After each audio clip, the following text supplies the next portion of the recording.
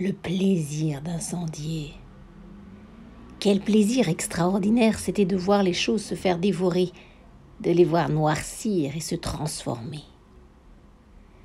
Les poings serrés sur l'embout de cuivre, armé de ce python géant qui crachait son venin de pétrole sur le monde, il sentait le sang battre à ses tempes et ses mains devenaient celles d'un prodigieux chef d'orchestre, dirigeant toutes les symphonies en feu majeur pour abattre les guenilles et les ruines carbonisées de l'histoire. Son casque symbolique, numéroté 451 sur sa tête massive, une flamme orange dans les yeux à la pensée de ce qui allait se produire, il actionna l'igniteur d'une chiquenaude et la maison décolla dans un feu vorace qui embrasa le ciel du soir de rouge, de jaune et de noir. Comme à la parade, il avança dans une nuée de lucioles. Il aurait surtout voulu, conformément à la vieille plaisanterie, plonger dans le brasier une boule de guimauve piquée au bout d'un bâton, tandis que les livres, comme autant de pigeons battant des ailes, mouraient sur le seuil et la pelouse de la maison. Tandis que les livres s'envolaient en tourbillons d'étincelles avant d'être emportés par un vent noir de suie. Montag arbora le sourire féroce de tous les hommes roussis et repoussés par les flammes. Il savait qu'à son retour à la caserne, il lancerait un clin d'œil à son reflet dans la glace, à ce nègre de music-hall passé au bouchon brûlé. Plus tard, au bord du sommeil, dans le noir, il sentirait ce sourire farouche, toujours prisonnier des muscles de son visage. Jamais il ne le quittait, ce sourire. Jamais, au grand jamais, autant qu'il s'en souvint. Il accrocha son casque noir cloporte et le lustra, suspendit avec soin son blouson ignifugé, se doucha avec volupté, puis, sifflotant, les mains dans les poches, traversa l'étage supérieur de la caserne et se laissa tomber dans le trou. Au dernier instant, au bord de la catastrophe, il retira les mains de ses poches et freina sa chute en agrippant le mât de cuivre. Il s'immobilisa dans un crissement, les talons à 2 centimètres du sol de béton. Il sortit de la caserne et enfila la rue aux couleurs de minuit en direction du métro. Sous la pression de l'air comprimé, la rame fila sans bruit le long de son conduit souterrain lubrifié et le déposa dans une grande bouffée d'air chaud sur les carreaux crémeux de l'escalier mécanique qui débouchait sur la banlieue. Toujours sifflotant, il se laissa emporter dans le calme de l'air nocturne. Il se dirigea vers l'angle de la rue, sans penser à rien de particulier. Avant d'atteindre le coin, pourtant, il ralentit comme si un souffle de vent s'était levé de nulle part, comme s'il s'était entendu appeler par son nom. Les nuits précédentes, alors qu'il regagnait sa maison sous le ciel étoilé, il avait éprouvé une sensation des plus bizarres à cet endroit précis, là où le trottoir tournait. Au moment d'obliquer, il avait eu l'impression d'une présence. L'air débordait d'un calme étrange, comme si quelqu'un avait attendu là, tranquillement, et un instant avant son arrivée, s'était changé en ombre pour le laisser passer.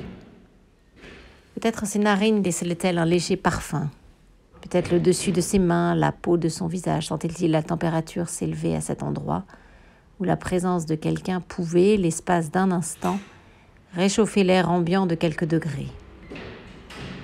Inutile de chercher à comprendre. Chaque fois qu'il tournait cet angle, il ne voyait que la courbe blanche et déserte du trottoir.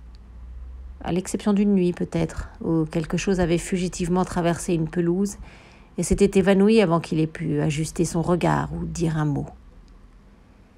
Mais ce soir-là, il ralentit jusqu'à pratiquement s'arrêter.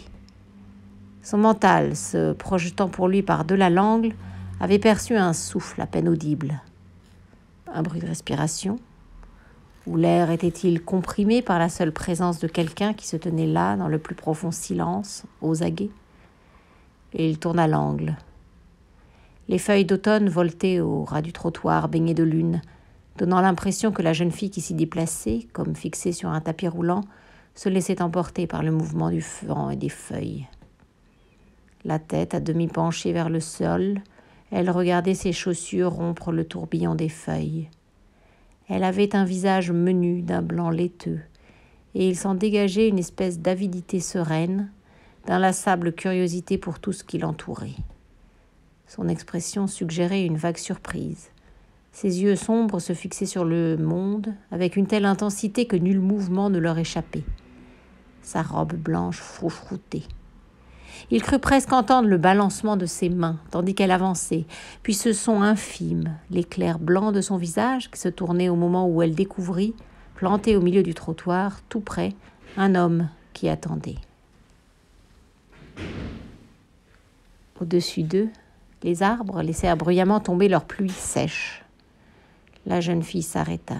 Au bord, semblait-il, d'un mouvement de recul dû à sa surprise, mais il n'en fut rien. Immobile, elle fixait sur Montag des yeux si noirs, si brillants, si pleins de vie, qu'il eut l'impression d'avoir dit quelque chose d'extraordinaire. Mais il savait que ses lèvres n'avaient bougé que pour lancer un vague salut. Et lorsqu'il la vit comme hypnotisée par la salamandre sur son bras et le cercle au phénix sur sa poitrine, il reprit la parole. « Mais bien sûr, dit-il, vous êtes nouvelle dans le voisinage, n'est-ce pas ? Et vous devez être... » Elle détacha ses yeux des insignes professionnels. « Le pompier. » Sa voix s'éteignit. « Vous avez dit ça d'une drôle de voix. »« Je l'aurais deviné les yeux fermés, » dit-elle posément. « Ah, l'odeur du pétrole. Ma femme s'en plaint tout le temps, » dit-il en riant. « Impossible de la faire disparaître complètement. »« Effectivement, » fit-elle, intimidée. Il avait l'impression qu'elle tournait autour de lui, l'examinant sous toutes les coutures, le secouait calmement, vidait ses poches sans qu'elle lui ait effectué le moindre mouvement. « Le pétrole, » dit-il pour rompre le silence qui se prolongeait, « ce n'est rien qu'un parfum pour moi. »« Vraiment ? » ?»« Absolument. Pourquoi pas ?» Elle s'accorda un instant de réflexion. « Je ne sais pas. » Elle regarda le trottoir dans la direction de leur maison. « Ça ne vous dérange pas si je m'en retourne avec vous ? Je m'appelle Clarisse McClellan. »« Clarisse, Guy Montag. Allons-y. Qu'est-ce que vous fabriquez dehors à une heure aussi tardive ? Quel âge avez-vous » Ils avançaient sur le trottoir argenté, dans la nuit où soufflait à la fois le chaud et le frais. Un soupçon d'abricots et de fraises fraîchement cueillies flottait dans l'air. Il regarda autour de lui et se rendit compte que c'était absolument impossible à une époque aussi avancée de l'année. Il n'y avait plus maintenant que la jeune fille marchant à ses côtés, le visage brillant comme neige dans le clair de lune. Et il savait qu'elle réfléchissait à ses questions, cherchant les meilleures réponses à lui donner. « Eh ben, dit-elle, j'ai 17 ans et je suis folle. Mon oncle affirme que les deux vont toujours ensemble. Lorsqu'on te demande ton âge, m'a-t-il dit, réponds toujours que tu as 17 ans et que tu es folle.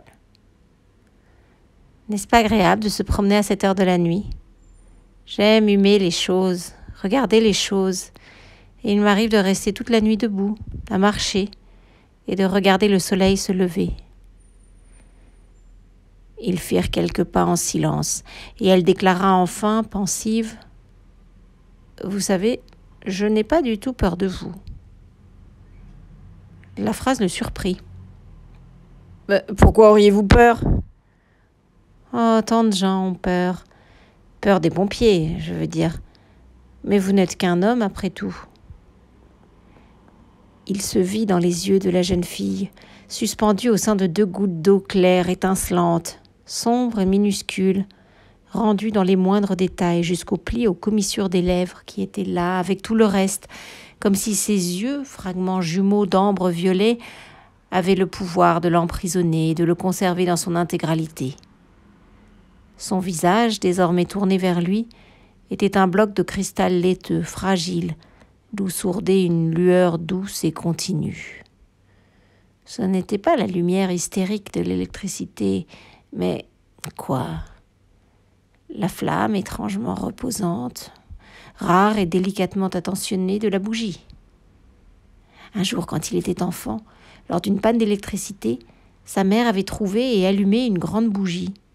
Et il avait connu une heure trop brève de redécouverte, d'illumination de l'espace tel que celui-ci perdait ses vastes dimensions et se resserrait douillettement autour d'eux, mère et fils, seuls, transformés, nourrissant l'espoir que le courant ne reviendrait pas trop vite.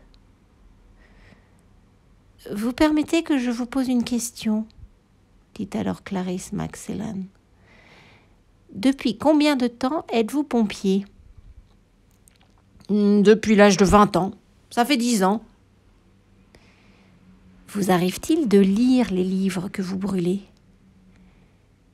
Il éclata de rire. « Oh, c'est contre la loi !»« Ah oui, c'est vrai. C'est un chouette boulot. Le lundi, brûle Millet. Le mercredi, Whitman. Le vendredi, Faulkner. Réduis-les en cendres et puis brûle les cendres. C'est notre slogan officiel. » Ils firent quelques mètres. Et la jeune fille demanda: « C'est vrai qu'autrefois les pompiers éteignaient le feu au lieu de l'allumer ?»« Non, les maisons ont toujours été ignifugées, croyez-moi. » Bizarre. J'ai entendu dire qu'autrefois il était courant que les maisons prennent feu par accident et qu'on avait besoin de pompiers pour éteindre les incendies. Il s'esclaffa. Elle lui jeta un bref coup d'œil. « Pourquoi riez-vous ?»« Je sais pas. » Il se remit à rire et s'arrêta. « Pourquoi cette question ?»« Vous riez quand je n'ai rien dit de drôle et vous répondez tout de suite. Vous ne prenez jamais le temps de réfléchir à la question que je vous ai posée. » Il s'arrêta de marcher. « Vous alors, vous êtes un sacré numéro, » dit-il en la dévisageant. « Vous ne savez donc pas ce que c'est que le respect ? » Je ne cherche pas à vous insulter. C'est simplement que j'aime un peu trop observer les gens, je crois. « Et ça ne vous dit rien ?»